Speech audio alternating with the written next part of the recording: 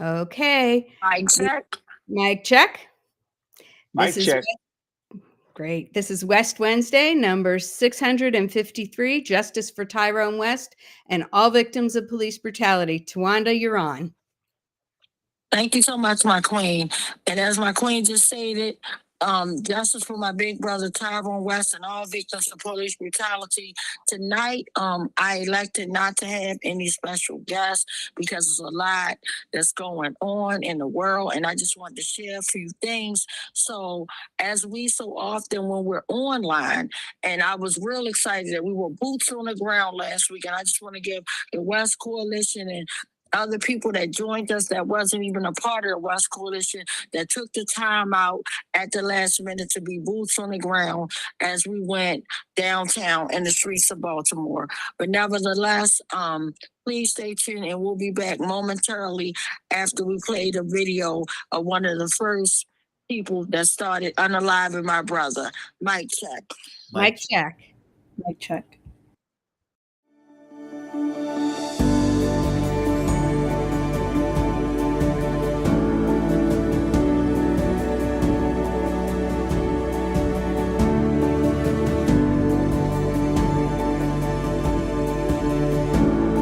Can't stop, won't stop, till killer cops are in cell blocks. Can't stop. The following video portrays an incident of assault and violence at the hands of police. Viewer discretion is advised. I suggest you back the fuck up. No, why you want to Why would you say that?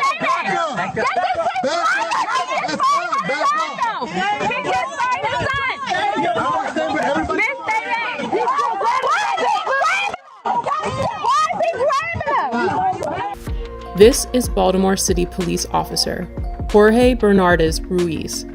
In a video shot in 2016, Ruiz is seen with his knee on the back of an unknown man with a gun pointed at the man's head. His message was a clear one. Concerned onlookers, adhere to my dictates or else. Here, we can hear Ruiz saying to Baltimore residents, I suggest you back the fuck up.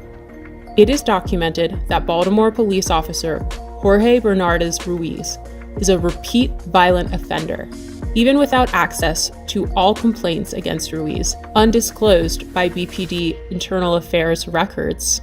6 cases involving Ruiz are known. This video will briefly highlight 6 total cases beginning in July of 2013. Case 1, Abdul Salam, July 1st, 2013. Here Salam is seen victoriously smiling in celebration after the jury found Ruiz and 2 other cops liable for brutality against him. However, because the trial was civil, not criminal, Ruiz was not fired and he did not go to jail. Police profiled me. They followed me in the back of my house, harassing me. Police proceeded to violently and hostilely approach my van with me and my son in it. As I announced, this was my home, guns drawn. Once they reached my vehicle, they violently pulled me out, ramshacked my vehicle with my 3-year-old son strapped in his car seat, threw me against the gate, slammed me repeatedly.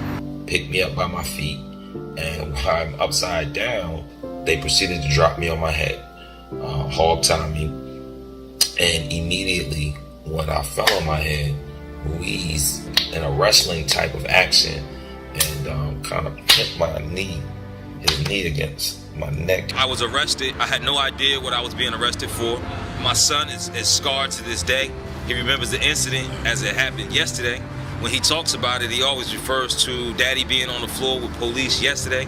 Case 2, Darrell Harris, profiled, as seen in this video, July 17th, 2013. Yeah, I said, what's wrong with it? Improper way with it. There's no such thing as an improper way. You gonna tell me my job, bro? I know the law. Are you gonna tell me the law? I know the law. You gonna tell me the law? I know the law. What's the problem? You giving me a ticket? You need my license registration? Yeah, let me get it. To profile, y'all use the seatbelt as a reason. Profile. Give me a favor, take out your keys. Yeah, you can record me. For what? Nah. I don't feel safe right now. Do you want me to step out the car? Do you want me to step out the car? I'll step out the car. Call the police, man.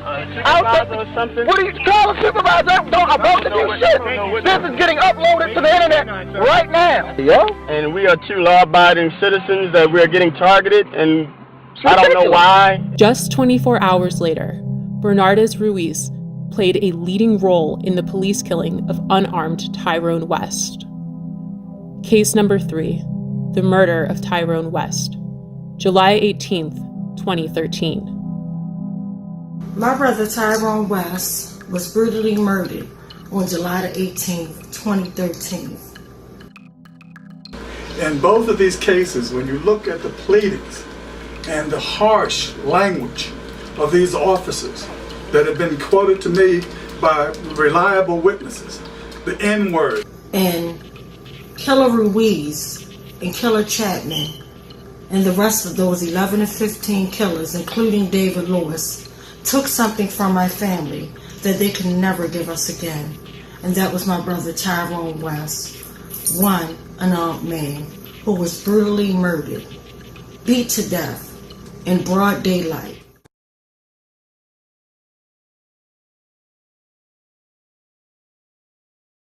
Mic check. Mic check. Awesome. So first of all, I want to thank everybody that's tuning in tonight.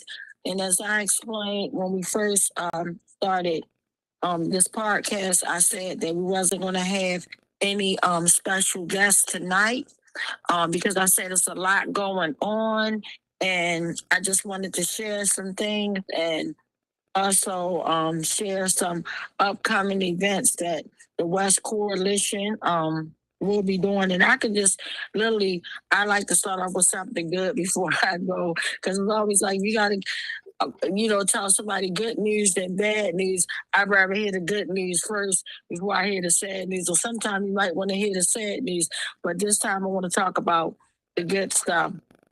So first of all, I want to let you guys know we are doing fundraisers right now, and we have an upcoming event on February the 7th, and I'll be sharing more details. And we're still looking for like maybe 3 vendors. So if you know any vendors, please, hit us up. Service inquiries only, and we want to make sure we get different vendors. So we will be kind of monitoring what vendors is not that we're saying nobody stuff is less than or nothing. It's just we don't want everybody doing the same thing.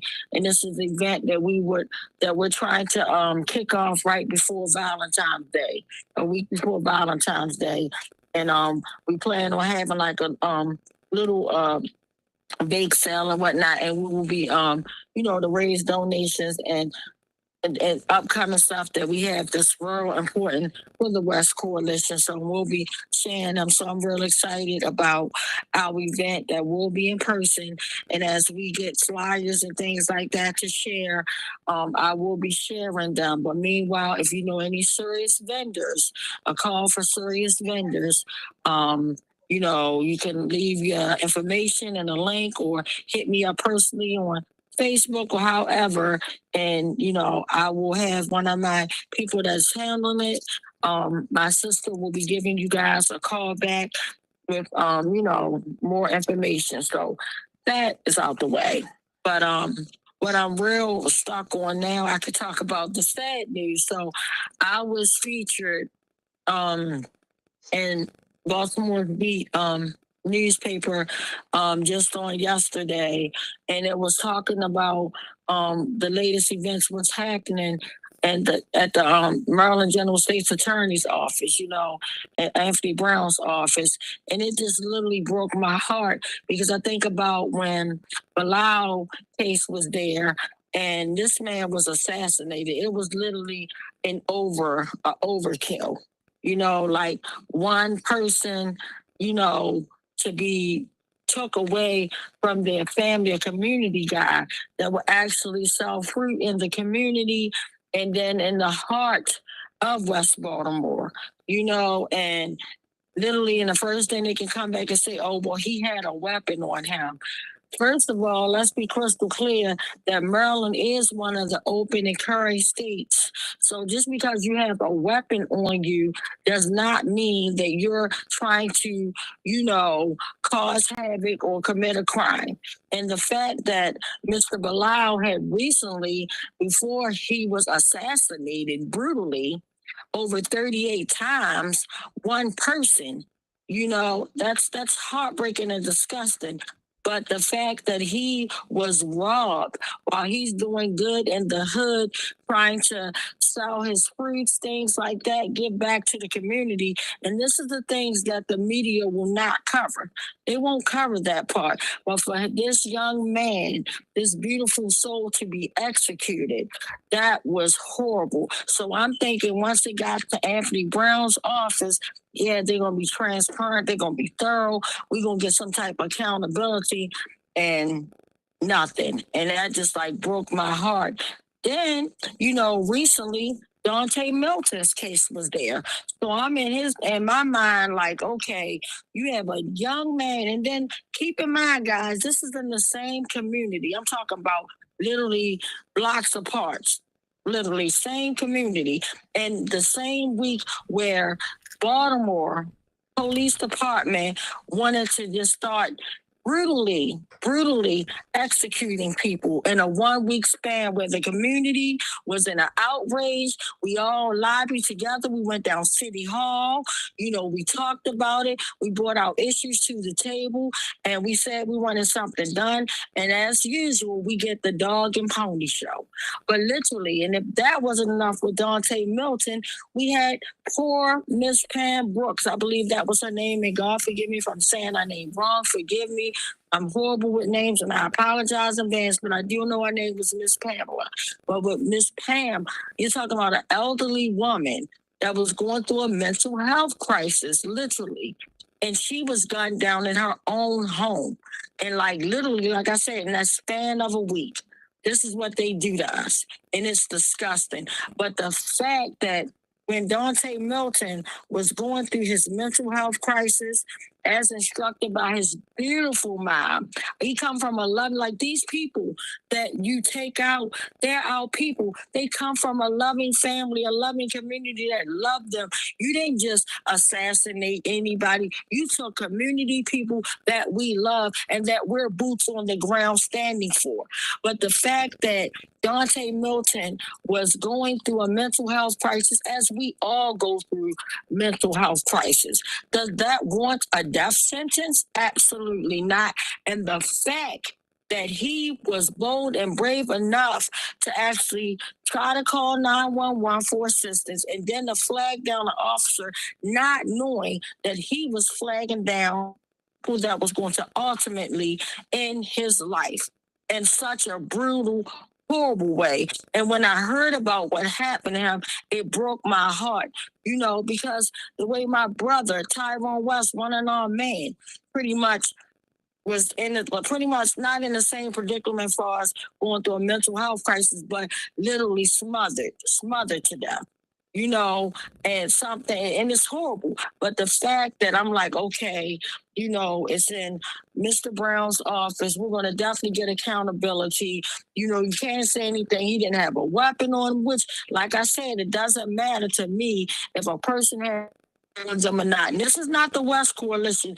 This is me, Tawanda, speaking from my own personal feelings, right? So I'm detaching myself away from my coalition and things like that. This is me. And like I said, when I speak, half of the time, they don't even know what I'm going to say. Nobody knows, because we don't have the open conversation or what you going to talk about tonight, things like that.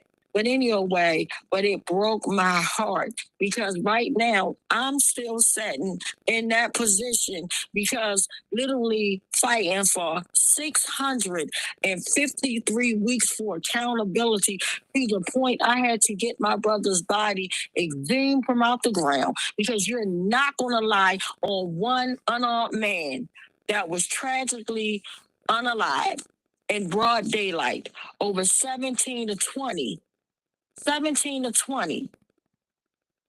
corrupt officers that decided they wanted to play God and take my brother's life. That was disgusting and heartbreaking. And as if that wasn't enough, the cover up is far worse. So when this happened to my big brother, who pretty much raised me, my thought was, I wish they had somebody like the AG's office to be able to come and investigate, because at the time Greg Bernstein was in office and he elected to do absolutely nothing but do the dog and pony show. All he did was a regurgitation of what the officers said, the killer cop said, nothing about what the witnesses said, nothing about what happened to my brother. It was a regurgitation of what the killer cop said. And it was sickening and disgusting. So me, for all these years fighting for accountability, fighting for legislation, fighting for different things, trying to, repeal the Officer Bill of Rights, doing all this stuff, doing the America's way, trying to do stuff the right way, peacefully, respectfully, and, winning small victories, losing a lot because we still don't have accountability. But with that being said, for me to go that far, and I kept saying and calling out the medical examiner's office and saying that they are a part of the cover-up, they're biased. Anytime there's an involved death that happens at the that happens at the medical examiner's office, they're going to come back and they're going to make up stuff. It wasn't just my brother Tyrone West. It was Dante King, a young 21-year-old man that went to Good Sam Ford T-Fig. And I can go on, but they literally said that this young man who was tasered in his neck 4 times, they said, he didn't die from all the voltage in his neck. He just died from natural causes. Get out of the foolishness that they expect for us to believe about our loved ones. Well, in my mind, back to Dante Milton, I'm like, okay, now that all the eyes are on the medical examiner's office, and then when they came back real quick and they deemed Mr. Milton's case a homicide, I'm like, yes, the family's going to get accountability, because a win for one victim is a win for all of us. So I'm rooting and praying because no one should be to the point they need help. And they're like, help me, please help me. And then instead of help, they get the worst thing that you could possibly get, in a death sentence. No one life should ever end tragically like that. And then to be just snuffed out just like that was pretty much ridiculous. But with that being said, I'm just like, I know the AG's office is going to come back and we're going to have accountability, right? And my heart was broke when they came back and they said the foolishness. And I'm like, you got to be kidding me. And the saddest part in these cases, what they do is they will set up there and they always try to mix your loved one, because what they're doing is throwing salt on the person's name, the victim's name. In every case, they're going to always say that these young men and women were under the influence of something. And it pretty much is pretty much writing them off in a sentence. Who were they making up lies? And guess what? Dead folks can't talk. But we as advocates, we as loved ones, we can talk for them. But the fact that they play in our faces, and the fact that they literally lied and said that my brother, they went so far to say that my brother had cocaine in his system and all this foolishness. And I know I put it on my whole entire life. My brother, in his whole 44 years, never ever in his life did nobody's cocaine. The only thing that my brother ever in his whole entire life did was marijuana. And we know that that's legalized. And during the time when my brother was executed, he doing anything because he was on parole, and literally he was going through a urinalysis every week. And how I know? Because his little sister was there to take him everywhere he went to. I was there when he first got home to make sure that he turned his whole entire life around. And guess what? Tyrone West ain't never unalived nobody. You could believe that. Let's be crystal clear. So with that being said, in Dante Milton's case, I just knew that it was going to come back with something. And for it to come back and just a smack in the face, it broke my heart. And then reading the statements and all that stuff. And that's why I'm giving a shout out, a big shout out to Baltimore Beat for putting it out there, even if it's stuff that we don't want to hear, but they get word for word. And that's what we need. We need that type of media that's not going to just try to make us look bad and all this foolishness, but to actually give you facts of what's going on, and you could be your own conscious consumer. So a big shout out to Baltimore Beat. Baltimore Beat shout out, because they give you comprehensive news that you could be like, oh my goodness, this is disgusting. So the next time it's time for me to go to the polls and vote, I know who I'm going to vote for and I know who I'm not going to vote for. And it's sad, but for me to literally be waiting for that office to come back and give my family and the other families accountability, do a reinvestigation. What is it going to be, a regurgitation? I don't want a regurgitation. I want an investigation, one that we was deprived of from day one. But it's just so sad, and I'm just sending nothing but love. I'm sending prayers to my sister and their family, Dante Milton's family. They don't deserve this, but this is not going to stop us. When y'all do this, this makes us fight harder. It does not stop us. And that's why last week we felt compelled when we seen another young person brutally executed right here on the streets of Baltimore. And for Worthless Woolley, and it's not the West Coalition, this is Tawanda saying this. I'm calling him Worthless Woolley. For him to come out and the first thing he said, all he had to do was comply. All he had to do was comply. You comply, you still die. My brother Tyrone West had his hands up, turned the console on in my vehicle. Literally, and he lost his life in the worst way. So I don't want to hear that if you comply, it's going to be okay. I don't want to. He said that foolishness about everything. But instead of them drug testing the dead, drug test your killer cops. Do that. Do that, and that will show you why they are unaliving our loved ones. That will show you immediately when y'all go to the scene and while y'all gathering evidence, the first thing y'all should do is gather their blood to make sure that they're not high off of narcotics. The way that they be killing us and murdering us and unaliving us and all this stuff, something is not right. Somebody with a normal mindset is not going to do the things that we're seeing being done to our loved ones. You have somebody literally on a bicycle riding through, minding their business. I don't care if you got a so-called call. Anyone could call the police and say, hey, somebody did this to me. Somebody did that.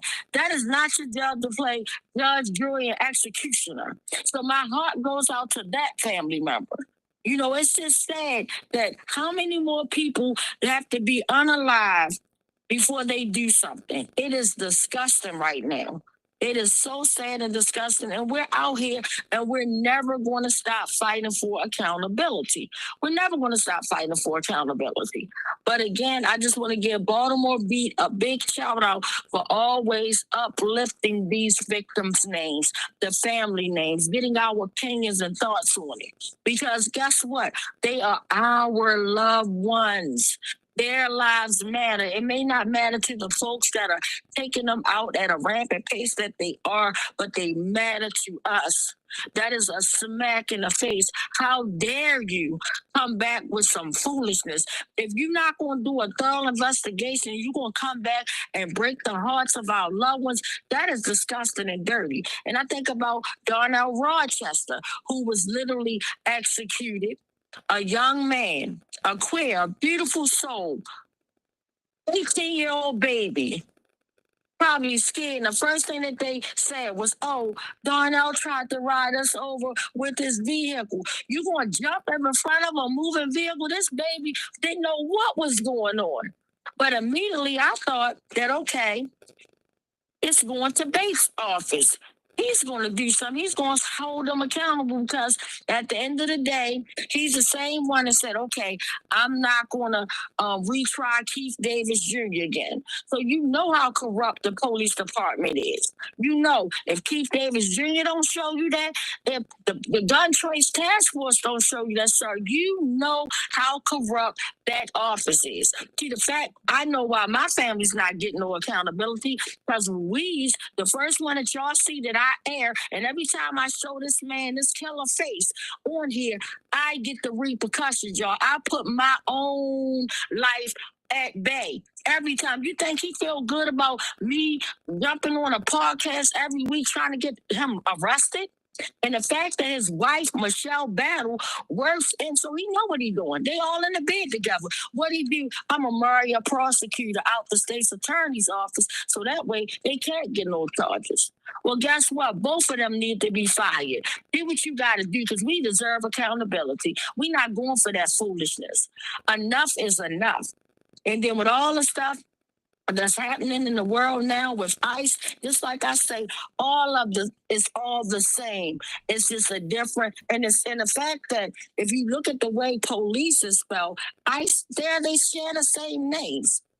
They share the same name, and it's at the end of police. You know, we've been terrorized for decades, crying out. Nobody in the world would hear us. They always made us feel like we was less than. But now all this stuff happening, now everybody's looking. We told them once they run out of doing stuff to us, they was coming for y'all, and that's what they doing. But guess what? They can't do none of that stuff if we do not pull together, because at the end of the day, these are human beings that they're wiping out. And I really feel some type of way, and the fact that I'm looking at everything, and again, this is not the West Coalition. This is Tawanda Jones talking straight to y'all from my opinion. And what's happening now with protests, they got this ICE stuff.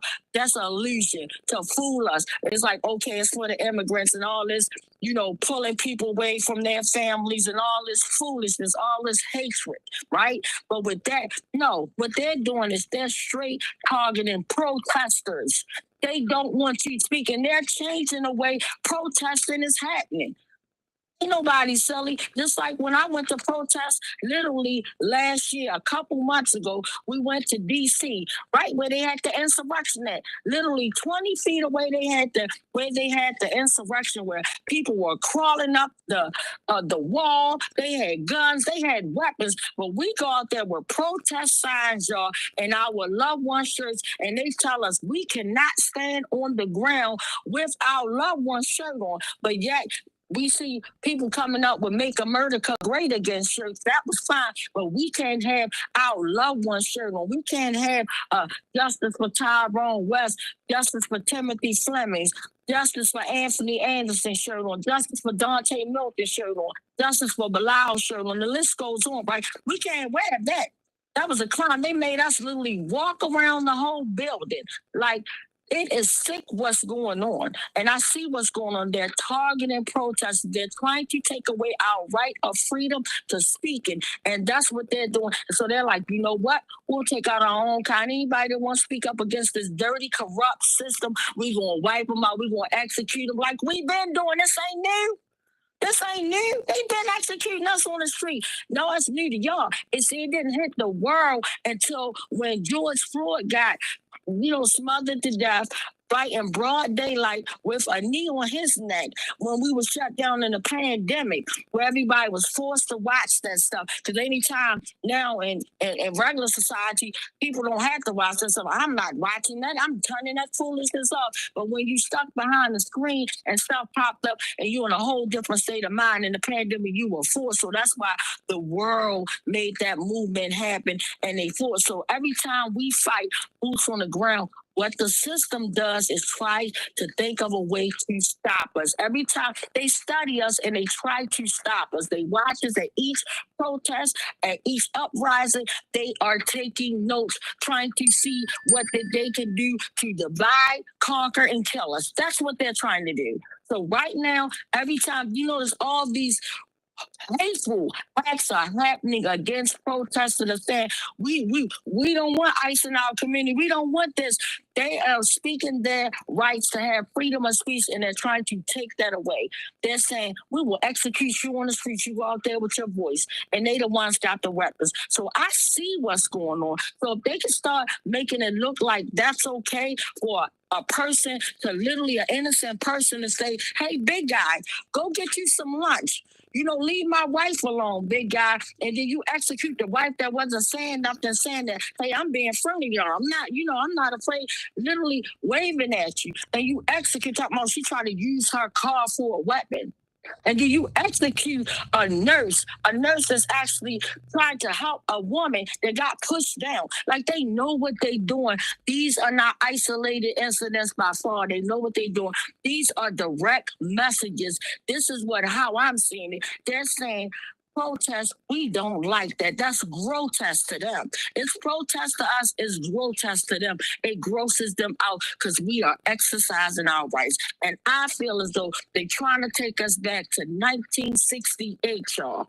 1968, not 1916, but 1968, which wasn't that long ago. They're trying to take us back. And if we don't fight together, one in one, hand in hand, they are going to keep on doing what they're doing, and it's only going to get worse. That's why they try to isolate us and make it seem like it's over here, over there. It is all together to wipe us out, to divide and conquer. And that's just my opinion on it. It's disgusting what's happening right now. But the fact that, back to the AG's office, the fact that they're supposed to be thorough and transparent, especially seeing that we ain't getting no type of accountability from our local office. Like, we ain't getting nothing out of Greg Bernstein office at the time, which now is the new state's attorney, Ivan Bates. He ain't doing nothing to us, because in one breath, he hollering, "Oh, I'm not going after Keith Davis Jr., but in the same breath, he said, "I'm not going to prosecute the killer cops that murdered that poor 18-year-old baby, Darnell Rochester." That was disgusting, bro. That was messed up. That was so messed up. And this is what they did us. They'll try to make it seem like we're doing a little something for y'all over here, but on this side, we ain't doing nothing. Our lives matter. Our lives matter. It may not matter to the people that are wiping us out, but it matters to the families that you leave behind. That young man that y'all murdered last week, their family got to bury him this week. That is disgusting. And the only thing worthless Wally can jump out there, he don't even humanize, rationalize. He just come out with his straight foolishness. He don't even come out with his uniform on, a respectful uniform. He can come out there with a pajama top on, a pair of jeans, a hoodie. You know, he can come out there whatever he want to do, because he's reckless.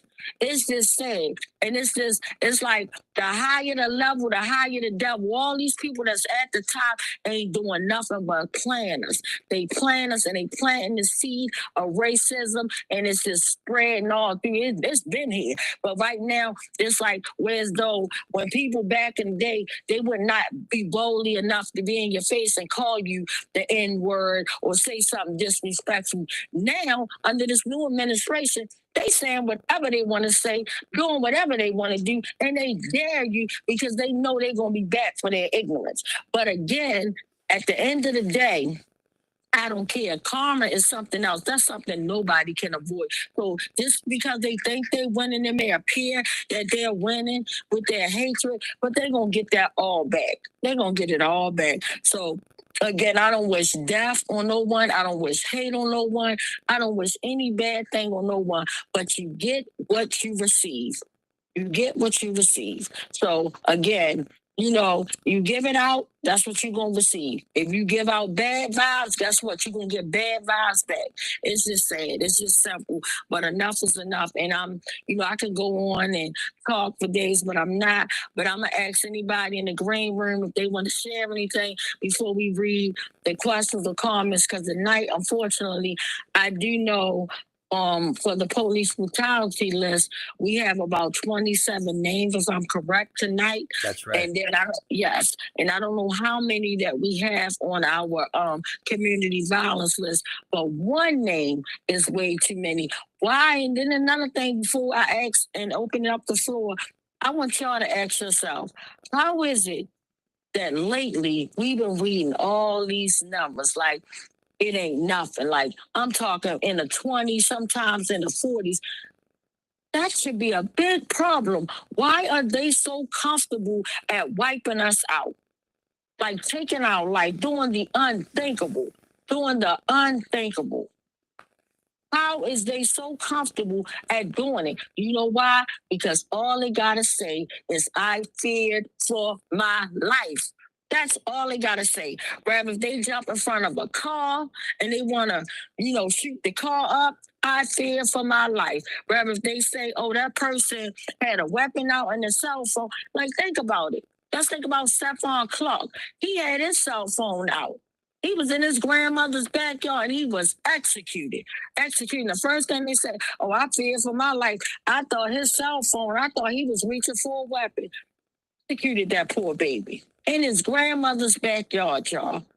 So now when we see something, oh my goodness, I can't believe that this person had a cell phone. Where was you at when Stephon Clark had his cell phone? What a murder cover, sleep, taking a nap behind the couch? No, y'all wasn't paying attention. And some people wasn't paying attention on purpose. It's sad that it hits differently when it hits your family or loved ones or people that you care about. You should care about everybody. No one deserves to be brutally murdered or executed. Everybody should be in an outrage when anybody gets executed. That's disgusting. That's disgusting, especially the way our people that have been lynched and hung from trees for days, all that. That is horrible. It's sad, but I'm not going to go into it. I'm going to leave that part alone, but I will open up to see if anybody want to say anything before we go to the questions or comments. Mic check. Mic check. So, Tawanda, and it's in the questions and comments, but I wanted to highlight it because you were talking about the article about Anthony Brown, and Gretchen, thankfully, supporting as always, posted the link. So if people are interested in reading the article that you talked about in the Beat, they can just click on there in the Facebook, on the Facebook page for West Wednesday, and they can get right to the article. Awesome. Thank you so much for sharing that. Yeah. Is that Gretchen sharing it? Yeah, she posted it. Awesome. Thank you, Gretchen. I appreciate it. Thanks. Yes, I'll jump into speaking as a individual person, not for the whole West Wednesday Coalition. We've just begun a little discussion about are the killings by ICE and the killings by the regular police more the same or more different? And they have profound similarities. They're both state acting for the state. They're both horribly violent. They're both racist and engage in racial profiling to pick their victims, and they kill with impunity, and they, by and large, don't get prosecuted. So there's tremendous amount of similarity. But I just wanted to make one observation, which is that recently there have been some horrible killings by ICE, and the total, as well as I understand, the total number of people killed by ICE, I think since the summer, is 9. They do many other horrible things. They've kidnapped thousands, perhaps hundreds of thousands of people, broken up all those families, smashed windows on cars as they grab people. But in terms of killings, I believe it's 9. And it could get more severe. That may well happen. But at the moment, I just don't want us to forget that the police kill a much larger number of people. Each year, between 1,100 and 1,200 people. ICE so far, about 9 in this year. So I just wanted to make that point. They're both horrendous. And tonight, when we read the list of people whose lives were stolen by police, it does include also someone whose life was stolen by ICE. Mic check. Mic check. And just like last week, my sister Hillary elegantly pointed that out as well when we read one of the names of the list. So yeah, it's just like I said, it's disgusting. And it's the same thing. And then they wonder why back then when we were doing the when the Hopkins students, big shout out to the Hopkins students that did the setting, and they kept saying, they were saying no to police, they were saying no to ICE, all that. It was a reason, no to private police, all that. Because any of these agencies, they act as a deadly force to wipe us out. The higher the level, the higher the devil. So, Mike check, can you read the questions and comments, please? Somewhat, Khalil, thank you, my queen. I know she was here earlier. And good evening. And yeah, could you read the questions for us? Thank you. Mic check. Hi, mic check. Before I forget, since there's a lot of questions and comments, to the point that Bill made, Adina said no, it's actually in the 30s when it comes to ICE killings. And I feel like even with that too, because we don't have like all clear details about police killings nationally, which can always be more than what's actually reported. That's probably also similar with murders by ICE agents. So just for me, it's like another reminder that again, what they may be showing on the news or in the media and reporting can still be a gross like underestimation of the reality of the terror that they're putting us through within the country. And thanks to Adina for the correction on the number. I hadn't heard 30 previously. Thanks, Adina. Starting back at the... And thank you, Kalia, for making that point, too, because you're absolutely right. Because, again, they make up all these, they tell us what they want us to know, and they hide what they don't want us to know. So thank you for pointing that out. Of course. Starting from the beginning, Adina said mic check, bake sale and silent auction of gift baskets, vendors selling gifts. Maine commented mic check. Adina commented 95% of the cases have had it decided that there will be no charges for the officers. They only prosecuted ones that had a vehicle involved and a judge throughout one of them. So only one successful case out of 39. Adina said Miss Brooks, the last name was correct. Positional asphyxia in both cases. The families and living victims have literally run out of peaceful options. They are leaving us no choice at this point. The Dog and Pony Show is a traveling circus through all states and local agencies. Adina said being on drugs shouldn't be a determining factor, period. They never drug test these cops. They're probably all on drugs. They don't assassinate the character of the cops either. They do that to every victim. And like we mentioned before, Gretchen put in links to the articles from the Baltimore Beat. Our elected officials love to speak out about what happens in other places, like with ICE killing Renee Good, Kevin Porter, Jeff Purdy, I believe his name was Alex, correct? His first name was Alex? That's correct. Yes, that's correct. Yes, she corrected herself later. Okay, thank you. Alex Purdy, and the same when police kill people in other cities, but they do nothing to stand up for people right here in Baltimore. Back to the earlier point, Daniel said, yeah, there have been over 30 now who have died in detention. Again, they want to say that they committed suicide, just like Epstein. Yeah. Thanks, Gretchen. And that's all the comments now. Mic check. Mic check. Mic check. Mic check. Mic check. So before we move into the sad list, I wanted to know if anybody else here wanted to make any points that we might have missed or any announcements for anything. Mic check. Mic check. Tawanda, we were talking about the they don't test the police for drug use, and I just wanted to note something that I learned recently that shouldn't have surprised me as much as it did. But there's apparently an outsized problem among police officers of people using steroids, using these illegal steroids, muscle building steroids, whatever you want to call them. And of course, it's unsupervised, and they get these drugs from various doctors and stuff.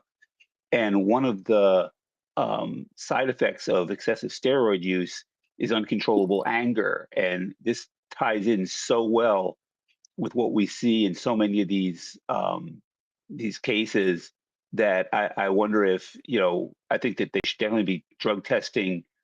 They should be testing any police officer who's involved in something like this, but they should probably be testing for steroids and things like that, as well as, straight up normal drugs. And so I just wanted to throw that out there as part of what we're talking about.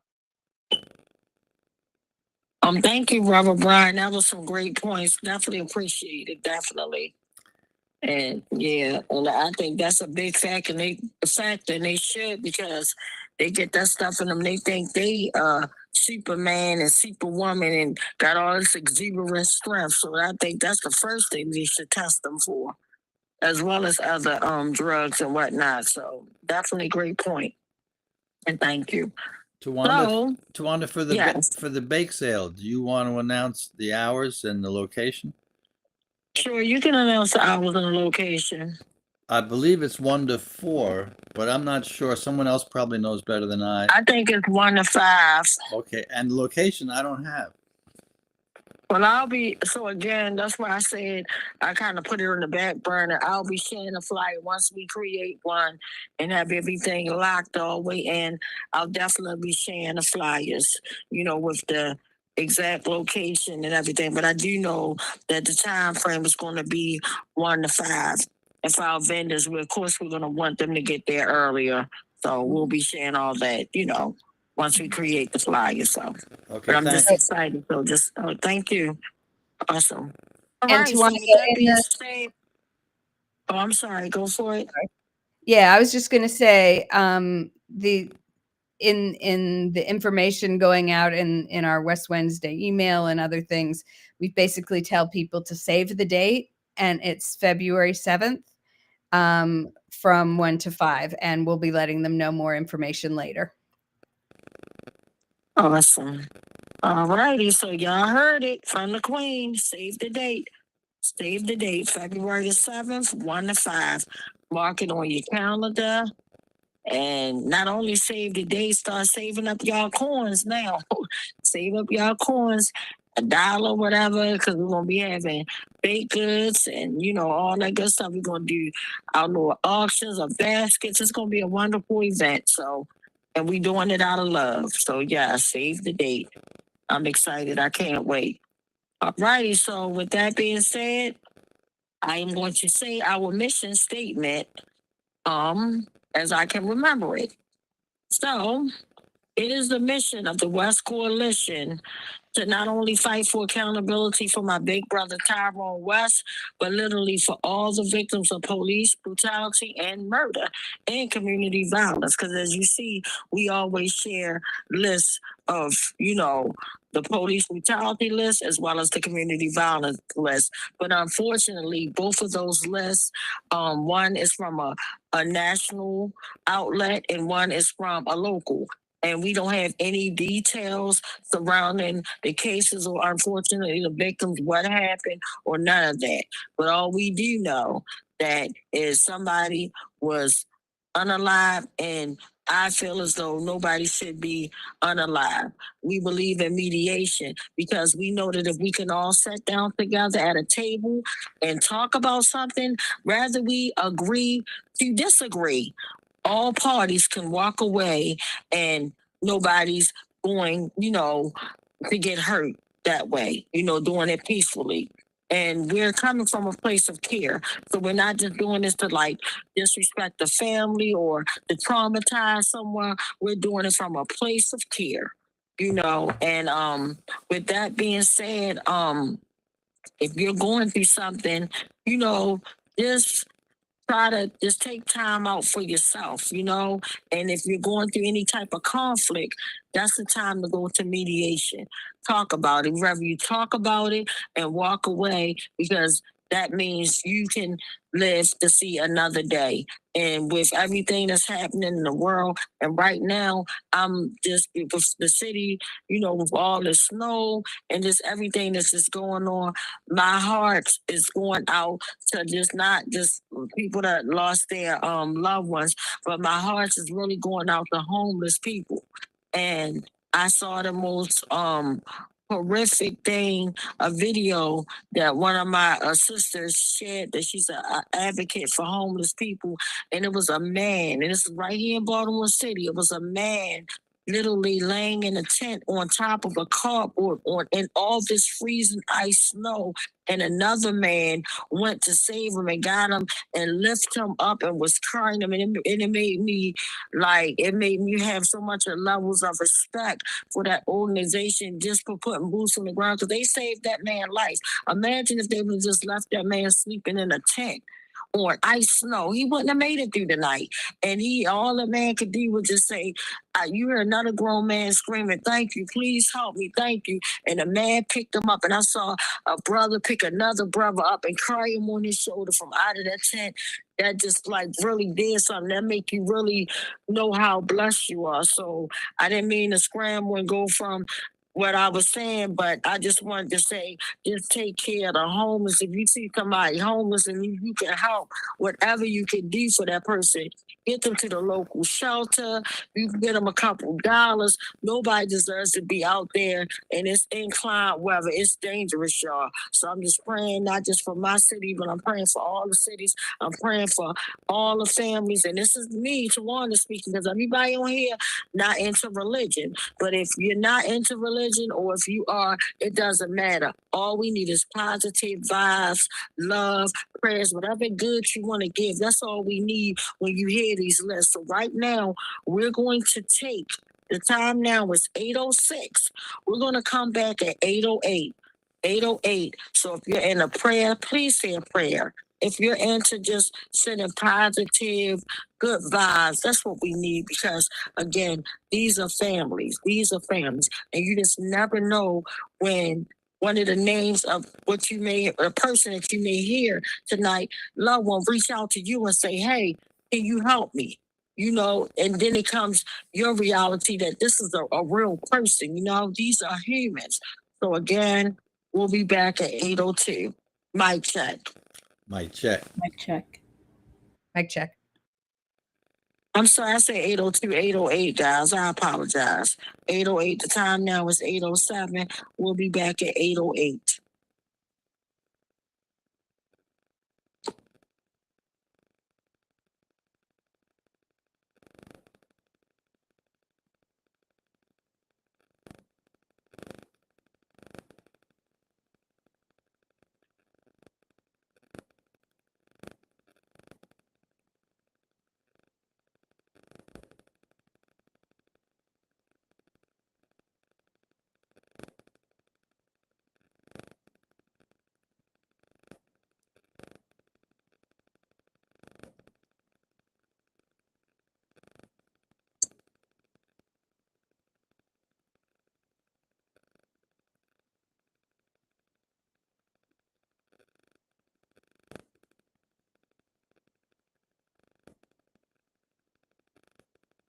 All right, guys. Well, the time now is 8:08. But the reason why I think I said 8:02, because I was in my mind thinking when I was looking at the time, I hope we get 2 minutes to send out positive love. But again, now the time is 8:08. I'm going to hand it over to our brother Brian, and then we'll take it from there. Mic check.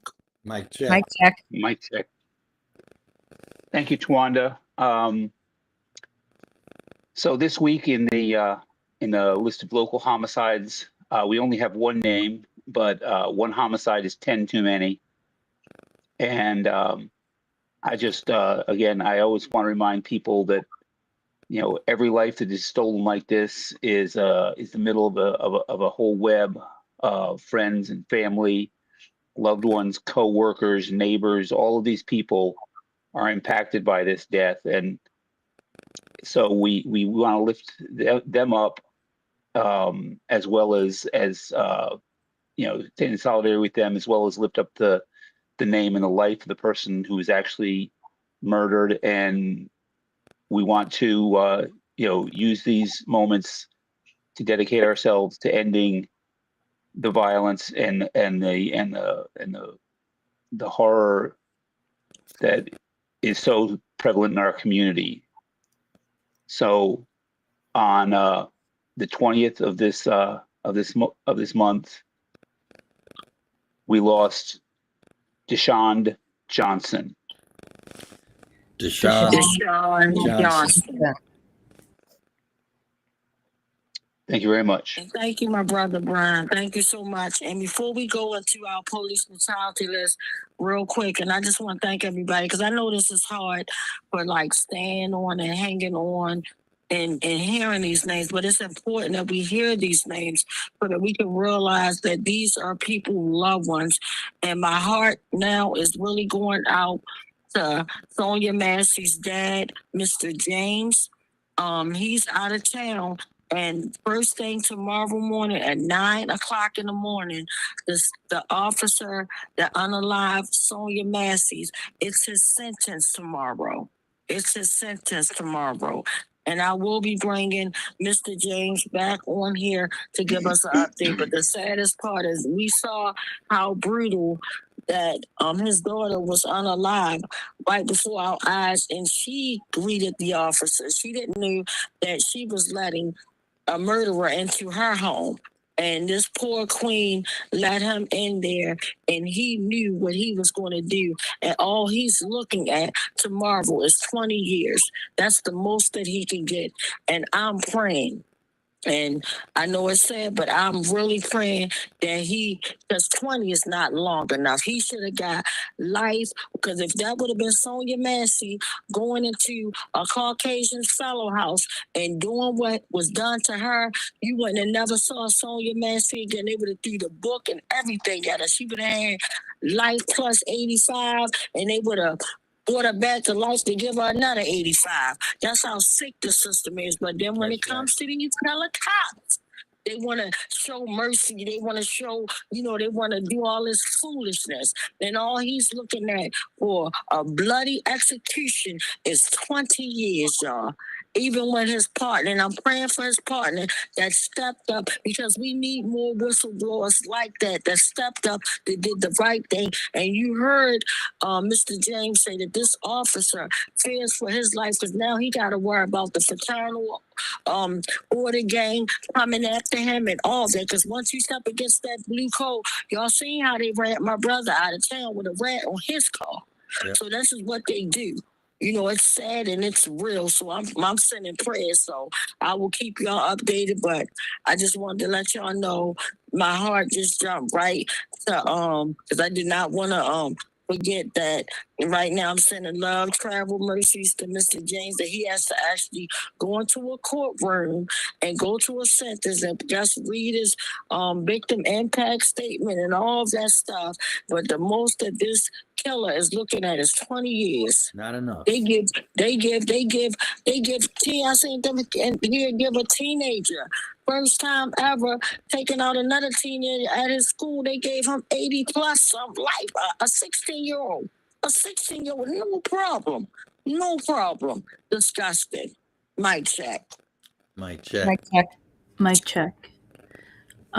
Like we mentioned earlier, tonight with the police murder list, it's national. We have again this week someone who was whose life was taken by ICE. So just like what we've been talking about, all of these murders and this terror that's being put on us is linked, both from ICE agents and local police. I'll be starting off reading the first half of this, and then I'll pass it off to Bill. This list we have, it goes from the 17th of this month up to the 25th. Starting off on the 17th in McClenny, Florida, a 36-year-old male, Marcus Hodges. Marcus Hodges. On the 18th in Marina, California, a male whose age is unknown, but whose name is Ronald Tinsley. Ronald Ronald Tinsley. Inslee. Again, on the 18th in Albertville, Alabama, a male whose age is unknown and whose name was withheld by the police. Cell blocks for killer cops. Ashe. Ashe. Ashe. Ashe.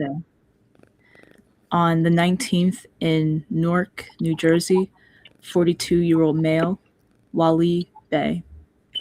Bali Bay. On the 20th in Asheville, Ohio, a male whose age is unknown and whose name was withheld by the police. Cell blocks for killer cops. Ashe. Ashe. Ashe. Again, on the 20th, here in Baltimore, Maryland, 40-year-old male, Jamal Muse. Jamal Muse. Shame. Again, on the 20th in Wichita, Kansas, a 27-year-old male, DeAndre Hill. DeAndre Hill. On the 21st in Lacey, Washington, a male whose age is unknown, but whose name is Caleb Lewis. Caleb Lewis. On the 21st in North Olmsted, Ohio, a 37-year-old male, John Johnson. John Johnson. Again, a 27-year-old male whose name was withheld by the police. Cell blocks for killer cops. Ashe. Ashe. On the 21st again, in Lithonia, Georgia, a 49-year-old male, Jared Toombs. Jared Toombs.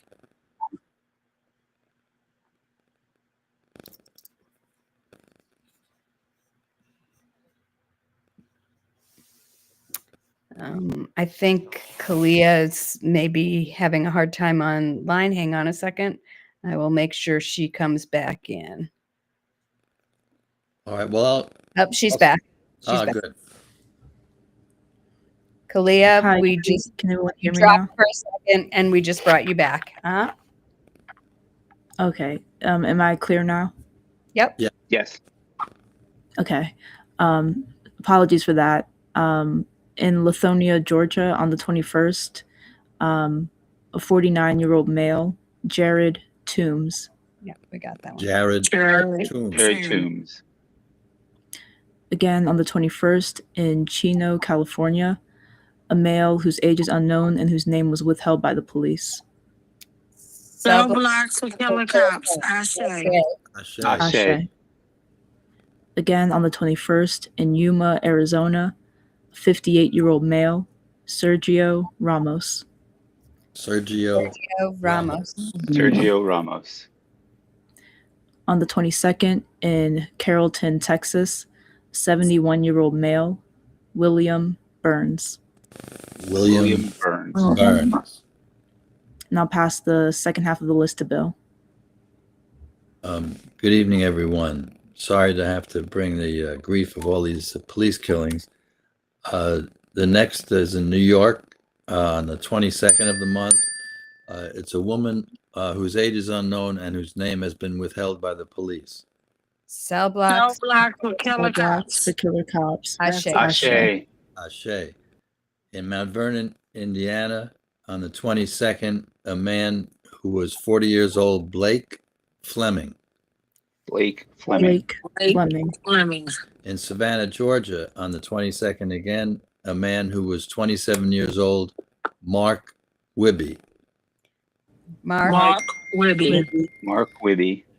In Riverside, California, once again on the 22nd, a man who was 23 years old, Jacques Rabon. In Hercules, California, on the 22nd, a man whose age is unknown and whose name has been withheld by the police. Cell blocks for killer cops. Ashe. In West Hills, California, once more on the 22nd, an 18-year-old man, Brandon Goitia. Brandon Garcia. Brandon Gortia. On the 22nd, again in San Jose, California, a man who was 30 years old, Mohammed Hussein. Oh, excuse me. Mohammed Hussein. I probably mispronounced it. It must be Mohammed Hussein. Excuse me. Mohammed Hussein. Mohammed Hussein. In Hardyville, South Carolina, on the 23rd, a man who was 19, Jaden Caldwell. Jaden Caldwell.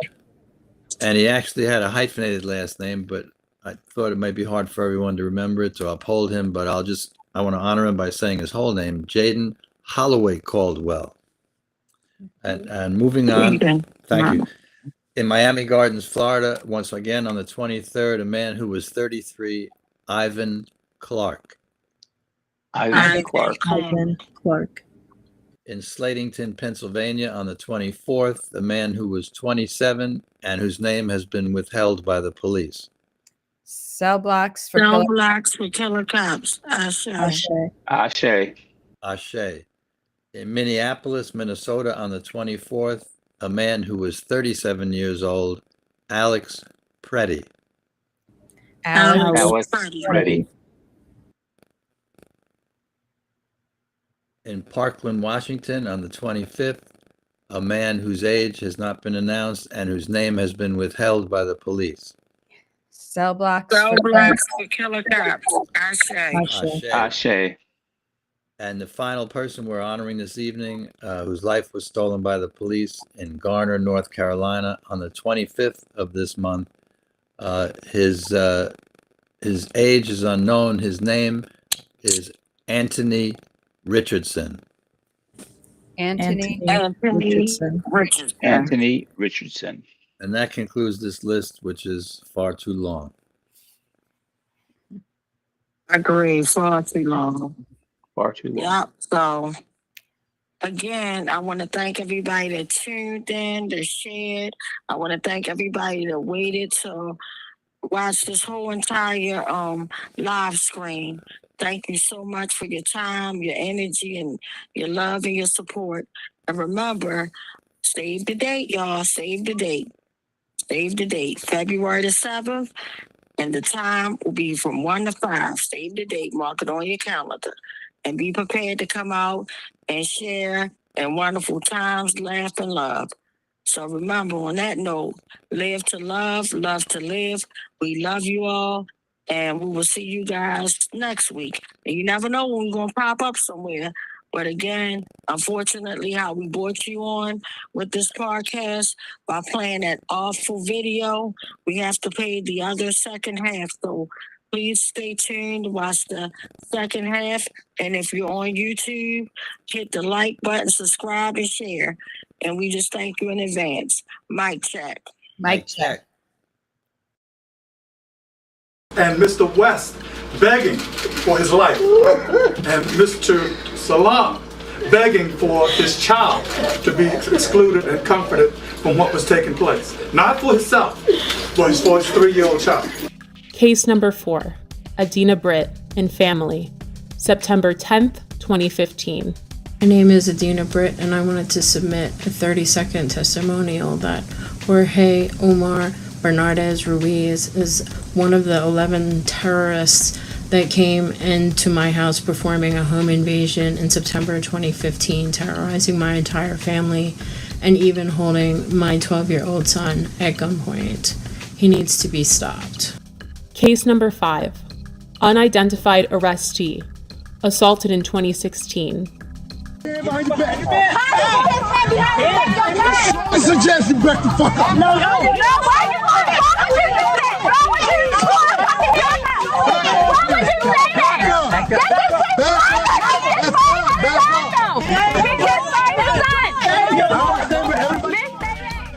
Again, this video did not surface until the summer of 2020. Case 6, Thomas McCullough, May 2016 and February 2017. I heard my front door coming off the hinges like it exploded. Thomas McCullough says it happened twice. In May 2016 and February 2017, Baltimore City Police burst through his green front door and raided his Pimlico home. They said, police. They come up, shotguns, guns. He says officers ransacked the place, looking for drugs, money, and weapons. He took pictures of the damage he says they left behind. Tell us where the drugs are, the scales, the guns, and the large amounts of money. Nothing was found.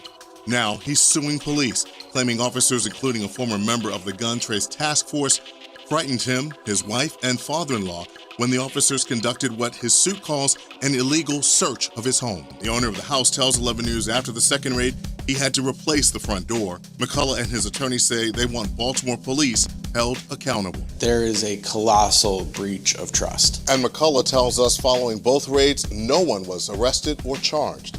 This all begs the question, when will Baltimore City State's attorney see the prosecution of Bernardez Ruiz as warranted? They were the stopping officers in these so-called jump-out cars, unmarked and so forth, that stopped both the West vehicle and the Salon vehicle without probable cause. And these officers are the ones that also were joined by others, but they are the ones who initiated the stops, pulled both men out of the vehicles, and commenced the vicious activity that was thrust upon them. And the office of Ruiz that started this attack is still working and working with promotions. He is now sergeant. But the fact that this repeat violent offender had a history leading up to my brother. There was Darrell Harris, there was James Green, Joseph Green, Abdul Salam. No one family deserves to be brutally murdered or brutalized by this repeat violent offender Ruiz. It is time we take action. The time is now. Baltimore police officer Jorge Bernardez Ruiz is a repeat violent offender. Based on these accounts, in accordance with the law, we, the West Coalition, call for him to be fired, prosecuted, and incarcerated. We're more than hashtags and body bags. We're more than being 6 feet in the dirt and pictures and buttons on t-shirts. Our lives matter. For the safety of our city, the prevention of further harm, and the justice for these families, we see no other option. And again, I'll say, the time is now.